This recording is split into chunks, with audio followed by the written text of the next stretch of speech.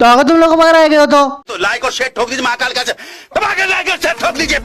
तो भैया ज्यादा बकचोदी करने से फायदा है नहीं, क्योंकि तुम्हें वीडियो का टाइटल और थंबनेल देख के पहले ही वीडियो के टॉपिक का अंदाजा लग गया होगा। और इससे पहले कि मैं और तुम मिलकर वीडियो के मेन पहलू की ओर जाओ, वीडियो का शुभारंभ करें, मैं तुमसे एक बात कहना चाहूंगा। देखो, अगर तुम मेरे से किसी भी तरीके का संबंध बनाना चाहते हो, और वो संबंध कैसा है, जैसे कि चैनल और वीडियो से रिलेटेड सारे के सारे अपडेट सबसे पहले तुम्हें चाहिए, या फिर तुम मेरे से बातचीत करना चाहते हो, मेरे को वीडियोस के लिए सजेशन देना चाहते हो, तुम्हें मीम्स वगैरह पसंद है, या फिर तुम्हें बकचोदी से भरा कंटेंट भी पसंद हो ना, तो तुम मेरे को इंस्टाग्राम पे फॉलो कर सकते हो। वहां पे तुम्हें सारी की सारी चीजें मिल जाएंगी। तो फिर इंतजार किस बात का कर रहे हो? इस वीडियो का अंत होने के बाद जल्दी से मेरे इंस्टाग्राम पे भी दर्शन देने आ जाना। तो अब इस भीख मांगने की प्रक्रिया का समापन करते हुए शुरू करते हैं बिना किसी बकचोदी के।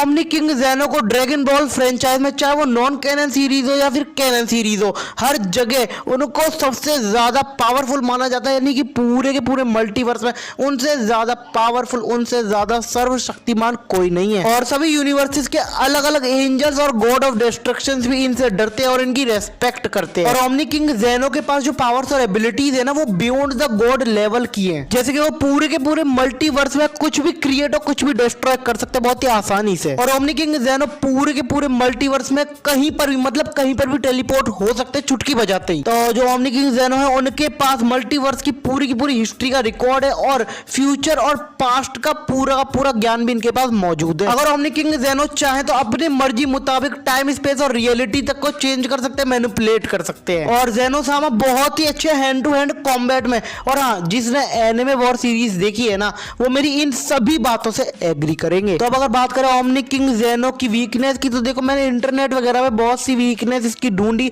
पर भाई सही बता रहा हूँ, मुझे इनकी कोई भी वीकनेस अभी तक तो मिली नहीं है। पर अगर तुम्हें पता हो ना इनकी कोई वीकनेस, तो कमेंट सेक्शन में कमेंट करके जरूर बताना। तो अब हम बात करते हैं अपने अल्टीमेट एलियन एक्स की पावर्स और एबिलिटीज के बारे में। हमें अल्टीमेट एलियन एक्स जो है वो कभी भी हमें सीरीज में नहीं दिखाया गया है, तो मैंने रिसर्च वगैरह करू के उसकी पावर्स और एबिलिटीज निकाली है कि अगर वो अल्टीमेट एलियन एक्स हमें कभी देखने को मिलता है, तो हमें उसमें क्या क्या पावर्स और एबिलिटीज देखने को मिलेंगी। तो भैया अब बिना किसी देरी के चलिए शुरू करते हैं। बेन 10 फ्रेंचाइज के हर एक छोटे से छोटे फैन को यह बात तो पता ही है कि अल्टीमेट एलियन एक्स हमें अल्टीमेट सीरीज में बिल्कुल भी एक भी बार नहीं दिखाया गया है, ना ही ऑफिशियली कहीं पर भी हमें अल्टीमेट एलियन एक्स को दिखाया गया है। और मेरी तरह काफी सारे बेन 10 फैंस थे जो कि चाहते थे कि एलियन एक्स को ऑफिशियली दिखाया जाए, पर भैया क्या करें, मैन ऑफ एक्शन वालों ने फैंस की इस इच्छा को बिल्कुल भी भाव नहीं दिया और पूरा होने नहीं दिया। और आज के इस वीडियो में जितने भी पॉइंट्स बताने वाला हूं ना अल्टीमेट एलियन एक्स की पावर्स और एबिलिटीज के बारे में, वो सिर्फ मेरे ओपिनियंस, मेरे विचार, मेरे थॉट्स होंगे एज अ बेन 10 फैन। तो कृपया अगर वीडियो को पूरा अवश्य देखें अंत तक। तो ये बात तो बेन 10 के हर एक फैन को पता है कि जो एलियन एक्स है ना, सिंपल वाला एलियन एक्स, वो नाइट ओमनीपोटेंट बीइंग है, पर जो अल्टीमेट एलियन एक्स होगा वो ट्रूली ओमनीपोटेंट, ओमनीसिएंट और ओमनीप्रेजेंट होगा। मतलब वो हर मामले में सबसे ज्यादा ऊपर होगा, उससे ऊपर कोई नहीं होगा। और जितने भी सेलेस्टियल सेपियन है, यानी एलियन एक्स की प्रजाति में सबसे ऊपर और सबसे ज्यादा पावरफुल वही होगा। उससे ताकतवर, उससे ज्यादा पावरफुल कोई भी सेलेस्टियन सेपियन नहीं माना जाएगा। यहाँ तक कि स्टारबिड, जो कि बहुत ज्यादा पावरफुल माना जाता है एलियन एक्स की स्पीशीज में, और सबसे ज्यादा पावरफुल शायद उसे ही माना जाता है, पर वो भी अल्टीमेट एलियन एक्स का सामना नहीं कर पाएगा और उसके लेवल के तो आसपास भी नहीं आएगा। और जो अल्टीमेट एलियन एक्स होगा वो पूरे के पूरे ओमनीवर्स में कुछ भी क्रिएट या डिस्ट्रॉय कर पाएगा। यहाँ तक कि वो लिटरली पूरे के पूरे ओमनीवर्स को डिस्ट्रॉय करके दोबारा क्रिएट कर पाएगा। उसके पास इतनी ज्यादा पावर होगी। वो टाइम स्पेस रियलिटी को अपने मर्जी मुताबिक फुल्ली कंट्रोल कर पाएगा और एक अलग ही रियलिटी और टाइम स्पेस वाला ओमनीवर्स भी बना पाएगा। मतलब कहने का सीधे सीधे मतलब ये, अल्टीमेट एलियन एक्स एक ऐसा फॉर्म, एक ऐसा बिंग होगा जो कि वो अपनी पावर से जो चाहे, मर्जी से जो चाहे वो कर पाएगा। कुछ भी ऐसा नहीं होगा कि वो नहीं कर पाए। और इतना ही नहीं, अल्टीमेट एलियन एक्स के अंदर जो दोनों पर्सनैलिटीज होंगी वो काफी ज्यादा इंटेलिजेंट हो चुकी होंगी, जिसकी वजह से वो बहुत ही जल्दी और बहुत ही कम टाइम में कोई भी डिसीजन ले पाएंगे। और अल्टीमेट एलियन एक्स फॉर्म के अंदर बेन भी अपनी मर्जी से 60% पावर को यूज कर पाएगा एलियन एक्स की। और ऐसा करने के लिए सेरिना और बेलिकस की परमिशन की जरूरत भी नहीं पड़ेगी बैन को। और जो अल्टीमेट एलियन एक्स फॉर्म होगा वो एलियन एक्स की स्पीशीज का सबसे ज्यादा हायर वर्जन वाला फॉर्म होगा, उससे ऊपर वर्जन नहीं आ सकता। ठीक है, तो ये थे मेरे विचार अल्टीमेट एलियन एक्स की पावर्स और एबिलिटीज को लेकर। अब देखो मैं ऐसा क्यों बोल रहा हूं, जो अल्टीमेट एलियन एक्स होगा वो एलियन एक्स की स्पीशीज में सबसे ज्यादा हाईएस्ट वर्जन का फॉर्म माना जाएगा, क्योंकि जो बैन का अल्टीमेट ट्रिक्स है वो किसी भी एलियन को उसके सबसे ज्यादा इवॉल्व्ड फॉर्म में ट्रांसफॉर्म कर सकता है। क्योंकि जैसे हम ह्यूमंस धीरे धीरे बंदर से इंसान बने, वैसे ही जैसे आज कोई एलियन है बैन का, तो उसमें जो हजारों सालों के बाद चेंज होंगे, इवॉल्व होगा वो, तो वो सारा इवोल्यूशन वो उस एक टाइम में ही कर देगा अल्टीमेट ट्रिक्स, और ऐसे करके उसके सबसे हाईएस्ट वर्जन में उसको पहुंचा देगा।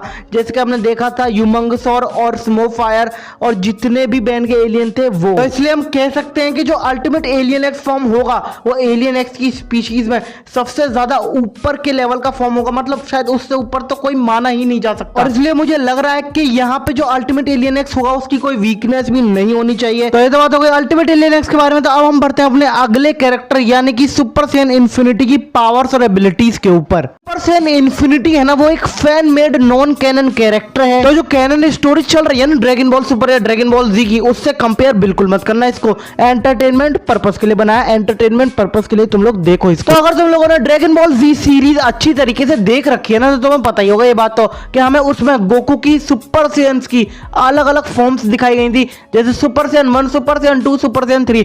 वैसे ही जो ये फॉर्म है ना सुपर सैयन इन्फिनिटी, ये सुपर सैयन की फाइनल फॉर्म है, जिसका सीधा सीधा मतलब यही है कि सुपर सैयन का आखिरी अंतिम ट्रांसफॉर्मेशन होगा। और जो अपना सुपर सैयन इन्फिनिटी है ना, उसको तुम अल्टीमेट सुपर सैयन फॉर्म भी कह सकते हो। और इस फॉर्म के अंदर या इस ट्रांसफॉर्मेशन के अंदर जो अपने गोकू की पावर्स और एबिलिटीज होंगी ना, वो एक अलग ही इनफाइनाइट लेवल पर होंगी। और इस इनफाइनाइट पावर लेवल को अचीव करने के बाद ड्रैगन बॉल के पूरे ओमनिवर्स या मल्टीवर्स के अंदर अपना जो गोकू होगा वही सबसे ज्यादा पावरफुल और सबसे ज्यादा ऊपर होगा। उससे ऊपर या उससे ज्यादा पावरफुल और कोई भी नहीं होगा पूरे के पूरे ड्रैगन बॉल जी के मल्टीवर्स। और इस पावर लेवल को अचीव करने के बाद जो अपना गोकू होगा ना, वो अपने कुछ थॉट्स के साथ ही पूरे के पूरे ओमनीवर्स को डिस्ट्रॉय भी कर पाएगा और उसको दोबारा रिक्रिएट भी कर पाएगा। और सिर्फ इतना ही नहीं, अब जो अपना गोकू होगा वो एक अलग ही टाइम स्पेस और रियलिटी वाला मल्टीवर्स भी बना पाएगा अपने मर्जी मुताबिक। और पावर के इस स्टेज पर उसकी जो पावर्स और एबिलिटीज होंगी उसकी कोई भी लिमिट नहीं होगी, जिसकी वजह से जो अपना गोकू है अपने मर्जी मुताबिक जो वो चाहेगा, लिटरली जो वो चाहेगा वो कर पाएगा सब कुछ। और यहाँ पर जो अब अपना गोकू होगा वो ट्रू ओमनीपोटेंट, ट्रू ओमनीसिएंट और ट्रू ओमनीप्रेजेंट हो चुका होगा। अब भैया जो मूड बना के आए हैं ऑफेंड होने का, वो इस बात पे ऑफेंड हो जाएंगे कि मैंने इसको ट्रू ओमनीपोटेंट, ट्रू ओमनीसिएंट और ट्रू ओमनीप्रेजेंट कैसे बोल दिया। तो भैया देखो मैं वापस याद दिला दूं कि एक fan made non canon character है, इसमें कोई भी ऑफेंड होने वाली बात नहीं है। और तुम खुद ही सोचो ना यार एक बार, जब गोकू अपनी सुपर सैयन 1 या सुपर सैयन 2 में सुप्रीम काय जैसे बीइंग को सरपास कर सकता है, जिसको ड्रैगन बॉल जी के यूनिवर्स में गॉड का दर्जा दिया जाता है, तो यहाँ पे तो हम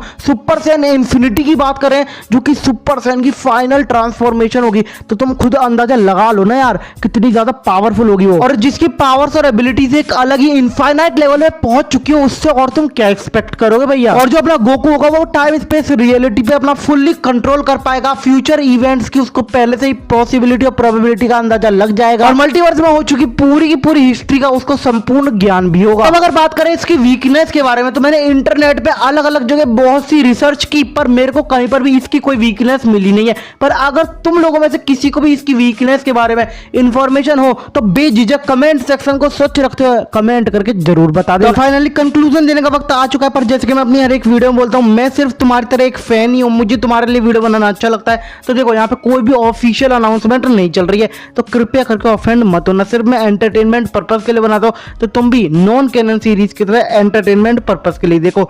तो इस फाइट में, इन तीनों की फाइट में सबसे पहले जो नॉकआउट होगा ना, यानी सबसे पहले जो बाहर होगा इस फाइट से, वो होगा अपना ओमनी किंग ज़ेनो। उसका रीजन ये है कि जो ओमनी किंग ज़ेनो की ट्रू फॉर्म है ना, वो भी ट्रू ओमनीपोटेंट नहीं है, और जिन्होंने एनिमे वॉर सीरीज देख रखी है उनको ये बात भली बातें अच्छी तरीके से मालूम होगी। तो बचते हैं सुपर सैयन इन्फिनिटी और अल्टीमेट एलियन एक्स। देखो ये ट्रू ओमनीपोटेंट बीइंग्स है दोनों, तो इनकी जो फाइट चलेगी उसका कोई भी कंक्लूजन नहीं निकल सकता कभी भी, क्योंकि इनकी जो फाइट है वो इनफाइनाइटली चलेगी, यानी कि कभी ना खत्म होने वाली फाइट ये कहलाएगी और इसमें कोई भी नहीं जीत सकता, क्योंकि ओमनीपोटेंट बीइंग जो होते हैं ना वो मतलब वो जीत ही नहीं सकते एक दूसरे, क्योंकि जो ओमनीपोटेंट बीइंग्स होते हैं ना, ट्रू ओमनीपोटेंट, उनको खुद को पता होता है कि देखो फाइट का कोई भी मतलब नहीं निकलने वाला, क्योंकि कोई भी जीतेगा नहीं और बेफालतू में तबाही मच जाएगी पूरे के पूरे मल्टीवर्स और ओमनीवर्स में। तो बाकी देखो ये मेरे विचार है, और यार यहाँ पे जितनी मैंने सर्च की है ना तो यहाँ पे यही बताया गया है कि ओमनीपोटेंट बीइंग्स जो होते हैं